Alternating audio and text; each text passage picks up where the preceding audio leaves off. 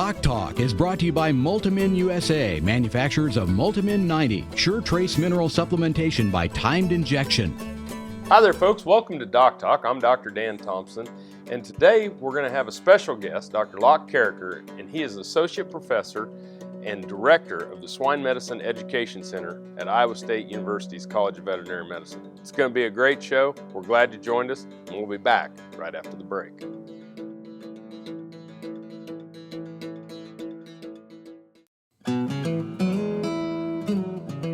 In the last 3 years, we've changed some things in our AI protocol, one of which was the use of multi-min.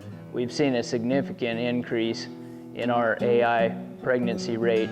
The cost of an embryo program is significant, and we feel that if we were able to even get one more pregnancy out of a cow, that would pay for the whole cost of the whole bottle of multi-min right there. Closed caption brought to you by AgriLabs, the perfect pairing of performance and value. This segment is brought to you by Rotomix, manufactured in the USA and designed for feeding performance in the feedlots, beef production, dairy, and cow-calf operations. Hi there, folks. Welcome to DocTalk, and Locke, welcome to the show. Thanks for having me. Yeah, well, it's a pleasure to have you here. It's a pleasure to be at Iowa State University, my alma mater. So Absolutely. Welcome back. Thanks. And we're going to talk today with Dr. Locke Carricker about some things going on here at the Swine Medicine Education Center, which he's the director of. And let's just get right into it. What are some of the things that you're doing, and what exactly is the Swine Medicine Education Center?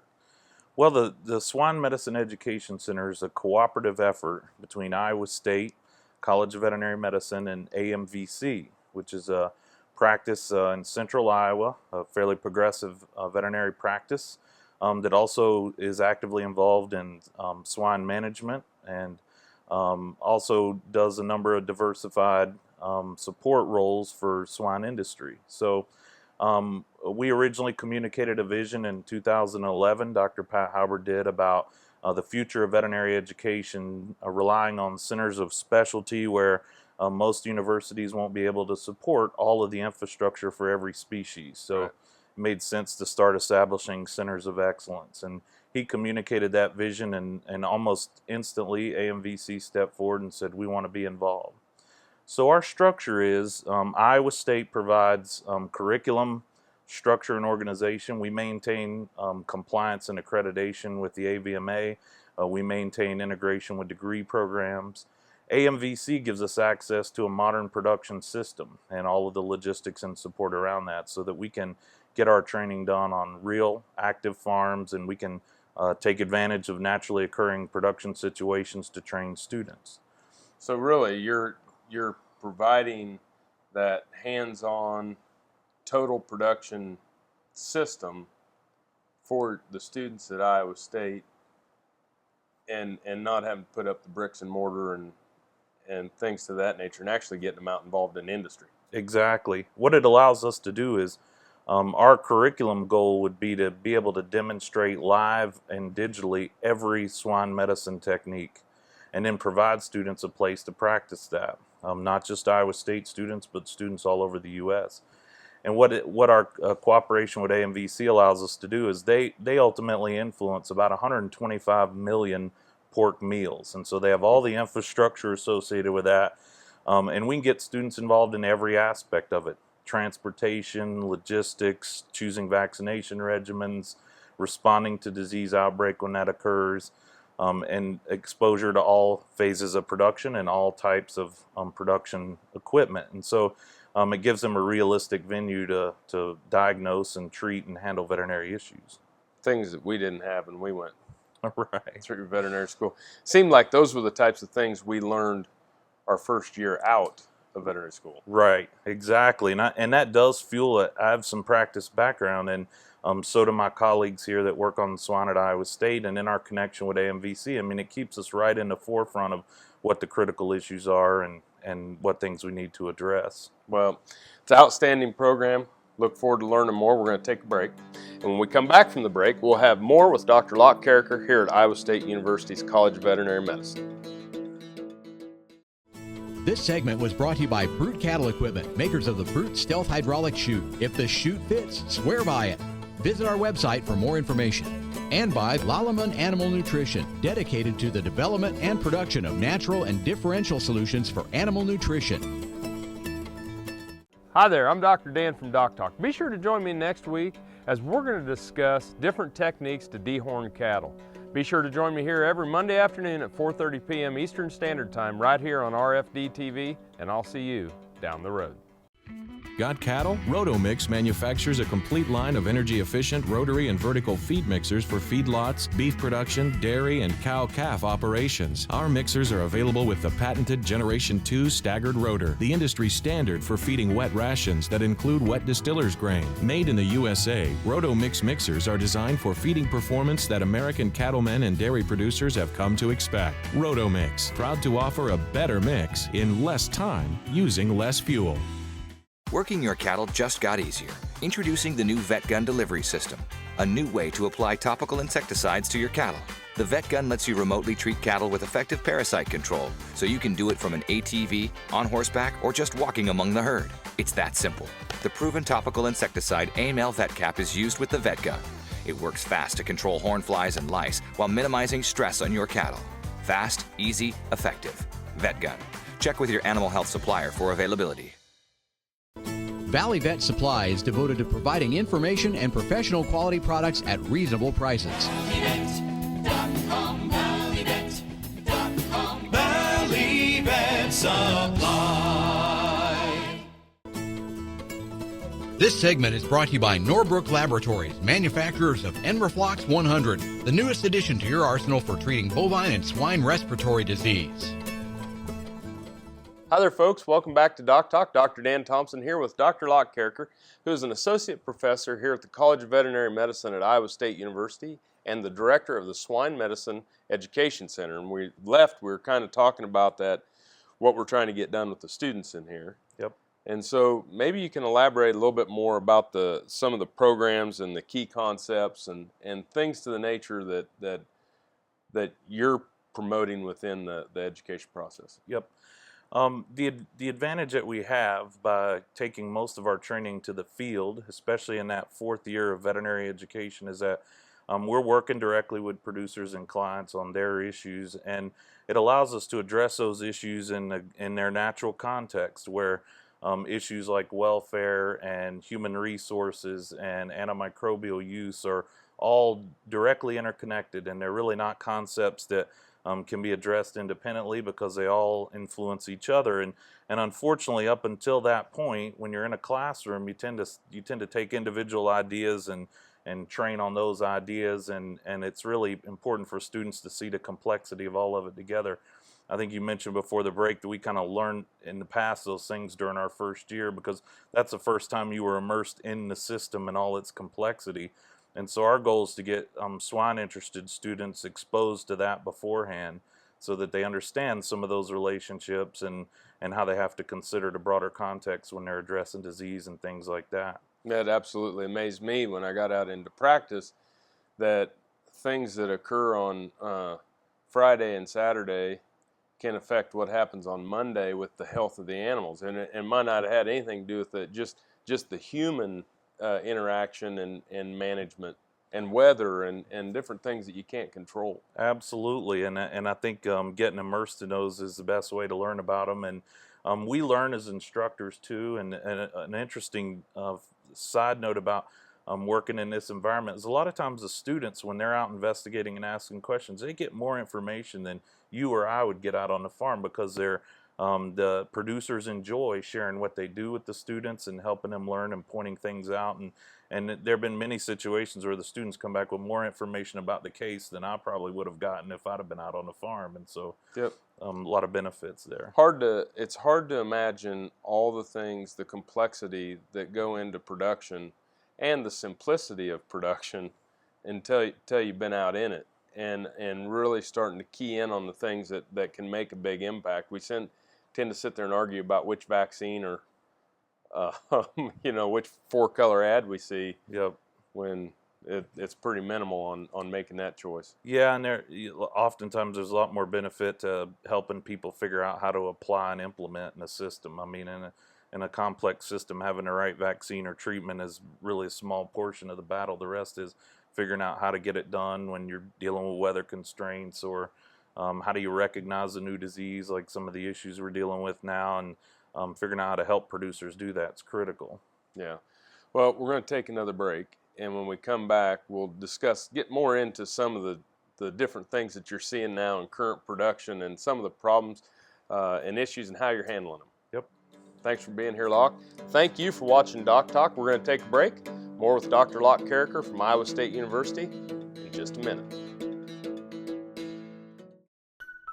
This Meet the Veterinarian is brought to you by Merck Animal Health, the science of healthier animals.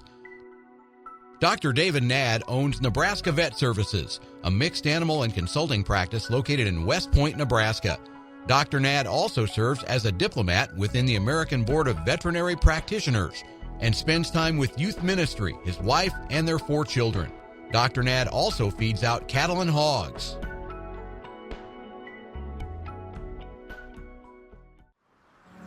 As dependable as the sunrise, in dairy parlors, open pastures, on ranches and feed yards across America. A place where reputation is more than a name, where the science of healthier animals is a way of life. It's the responsibility that drives who we are and what we do. Every decision, every day. It's your livelihood and our responsibility. The Kansas State University College of Veterinary Medicine is a leader in food animal research and education. Our researchers are constantly expanding the knowledge of animal health and food safety. Through the Veterinary Health Center and the Kansas State Veterinary Diagnostic Lab, we provide practical services for animal producers. Home of the Beef Cattle Institute, the college is committed to animal welfare training and research.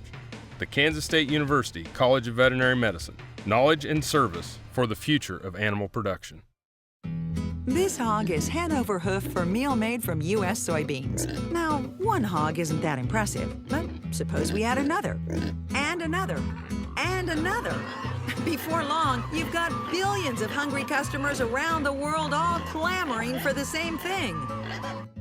Our soybeans. Learn more about the billion-dollar appetite of animal agriculture at BeyondTheElevator.com. Brought to you by America's soybean farmers and their checkoff. Beef producers asked for it, and Norbrook delivers. Introducing new Enroflox 100, the newest addition to your arsenal for treating bovine respiratory disease. Enroflox 100 is an FDA-approved, ready-to-use injectable antimicrobial solution to treat BRD associated with Mannheimia hemolytica, Pasteurella multocida, and Histophilus somni in beef and non-lactating dairy cattle. Administered SQ as a multiple-day therapy. Consult with your veterinarian today about Enroflox 100, the new choice. TrueTest Group, weighing systems, electronic identification, EID, electric fencing, and dairy automation systems help farmers and ranchers around the world manage the performance of their livestock for ultimate profitability.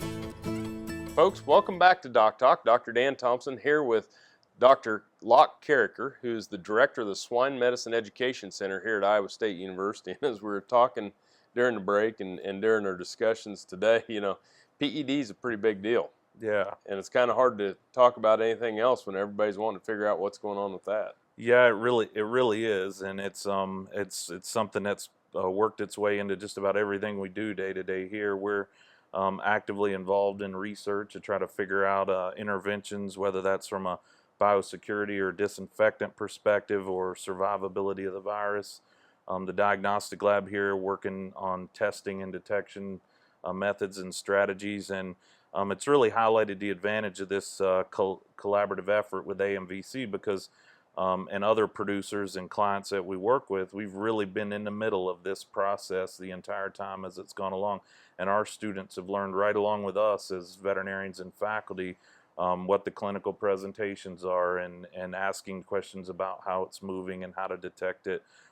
So it's been a unique opportunity to witness that and to be engaged in teaching essentially in real time as this outbreak has occurred. Tell me a little bit about the clinical signs and what you see in these piglets when they succumb to this diarrheal virus. Well, what we're seeing clinically is a fairly devastating diarrhea that that ultimately leads to a significant dehydration of the piglets, and that results in shock that they just don't survive. And so we see incredibly high mortalities. It's not uncommon for farms to fail to wean pigs for several weeks even. And so the pigs that do survive for a period of time after the initial outbreak are challenged, and so they require more attention to detail in terms of effort and environment and feed management and those things to get them started shortly after weaning. So there's certainly been that direct impact on the pigs. It's been a pretty significant challenge, I think, for employees and producers from a morale standpoint. We don't have all the answers we need to control it yet, and so we're working to gain those, but I think it's frustrating for producers right now when they feel like they don't have a very good tool set to stop spread of the virus. And so we feel a pretty significant sense of urgency here to try and find those tools and get those to producers so that they can move back to more normal operations before we had the PED issue to deal with. It's hard to imagine. You know, we have great biosecurity in our systems, and it just kind of teaches you we always can continue to get a little bit better every day.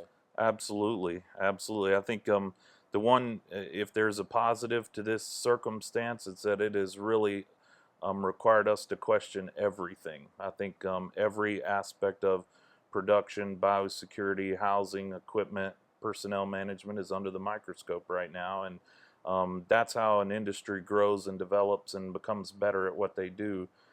So it's unfortunate we have to have a challenge to do that, but that's something positive that will come out of it. Well, it's leadership like what you're supplying and leadership that your program's supplying that is just invaluable to our industries, and we really appreciate that. Well, thanks. We're going to take another break, and when we come back, we'll have our final segment here with Dr. Locke Carricker from Iowa State University's College of Veterinary Medicine.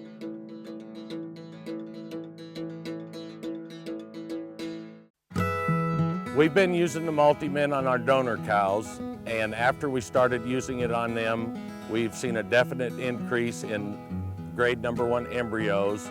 I like the results that I get using multi-min with the AI conception rate. Their minerals not up to snuff, you're gonna have problems, and I definitely think multi-min is good for, general healthiness of the cattle. We think multi-min more than pays for itself. Hi, I'm Kevin Ochsner, host of NCBA's Cattleman to Cattleman and Colorado Rancher. Join me each week as the National Cattlemen's Beef Association brings you the latest updates in industry information and market news. Plus, each week we provide important educational information and features on cattlemen from across the country just like you. And we can't forget our favorite cowboy poet, Baxter Black. Join me for NCBA's Cattleman to Cattleman, debuting Tuesday nights at 8:30 Eastern, right here on RFD TV. Beef producers need a practical choice when antibiotic therapy is required. More than ever, they are reaching for non-prescription Noromycin 300 LA from Norbrook. Specially formulated to produce sustained antibiotic blood levels up to 4 days in cattle, Noromycin 300 LA delivers economic, broad-spectrum disease management for pneumonia, shipping fever, pink eye, wound infections, and foot rot. See for yourself why Norbrook's Noromycin 300 LA is the practical choice for your herd. This segment is brought to you by the Beef Quality Assurance Program and the Kansas Beef Council, improving animal care and beef safety for more than 20 years. Folks, welcome back to Doc Talk. Dr. Dan Thompson here with Dr. Locke Carricker, and we're at the College of Veterinary Medicine at Iowa State University talking about a tremendous program and a national center of excellence that's been established here at Iowa State University and is being directed by Dr. Carricker, the Swine Medicine Education Center. So, when we were talking, you said, one thing about it isn't just for Iowa State. This is a national, international center of excellence. Exactly. We're relatively new, but in a short period of time we've been around. Last calendar year, for example, we provided a little over 30,000 student contact hours. We have postdoctoral students who are working on applied research. We've had visiting veterinary students from 17 of the domestic veterinary schools in North America, and then veterinary students and graduate veterinarians from 27 different countries that have visited for training, and we've actively presented training in other countries as well. So we feel like it is an international resource. We want it to be a national and international resource. And the great thing about it is when students come to Iowa State from other schools, they help us raise the bar locally. I mean, it's a win-win situation for us. It's not a one-way flow of information because students have to work to get here. There's travel. They have to pay additional tuition in some cases when if we don't get it sponsored, and so they make a big effort to get here, and they're serious about the training when they get here.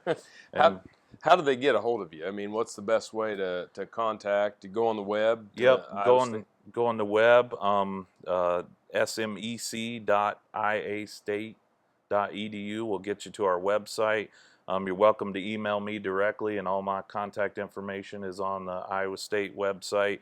If you search for Swine Medicine Education Center, you'll find our website, and if you can just initiate contact, we can take it from there and find a spot for folks. Wow.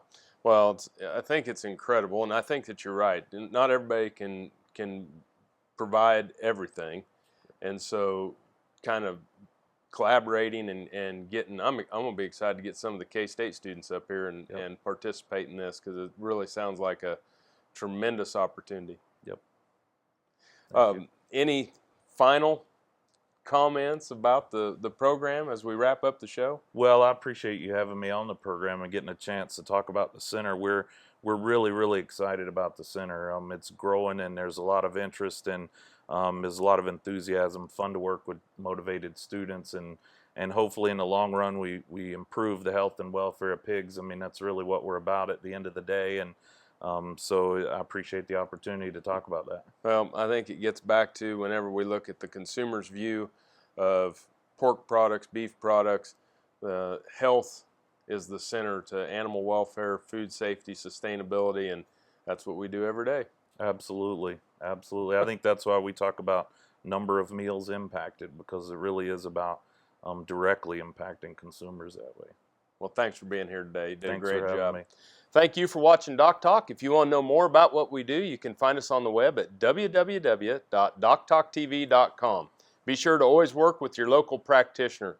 We've enjoyed having you here watching Doc Talk. I'm Dr. Dan Thompson. Thanks for joining us, and I'll see you down the road.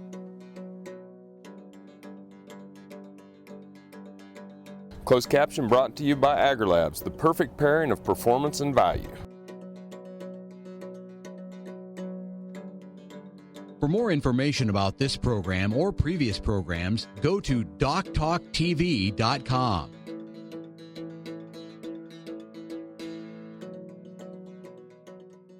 Doc Talk was brought to you by Multimin USA, manufacturers of Multimin 90, sure trace mineral supplementation by timed injection. There are two problems with trace mineral intake in beef cattle. One is simply that intake of trace minerals can be slightly unpredictable. The second thing is that other minerals that are present in the diet in high proportions can actually interfere with trace mineral absorption. Sulfur is a classic example of this problem. Many of the feedstocks we use, like distiller's grain and corn gluten feed, are high in sulfur. In some cases, groundwater and surface water in Kansas can be high in sulfur. When dietary intake of sulfur is high, that means that copper in particular, and also possibly zinc, can be absorbed from the gut in less than ideal proportions. When injecting a trace mineral product, you bypass that source of trace mineral antagonism in the gut, because the injected product is taken directly into the circulatory system for processing in the liver and deposition in the various storage sites within the body. A breeding female's body reserves for trace minerals are a little bit like a bank account. When there are periods of demand in that breeding female's life, her bank account of trace minerals is rapidly consumed. I mean, two examples of critical physiological periods of need would include parturition, lactation, and then breeding that immediately follows the initiation of lactation. During these periods of time, the breeding female's body reserves of critical trace minerals are being constantly drawn down. In my opinion, The use of Multimin 90 allows a producer the option of assisting a beef female to perform at her genetic optimum through an optimized trace mineral nutrition program. It's possible to incorporate Multimin 90 treatment in conjunction with other health protocols such as vaccination for respiratory disease and clostridial diseases.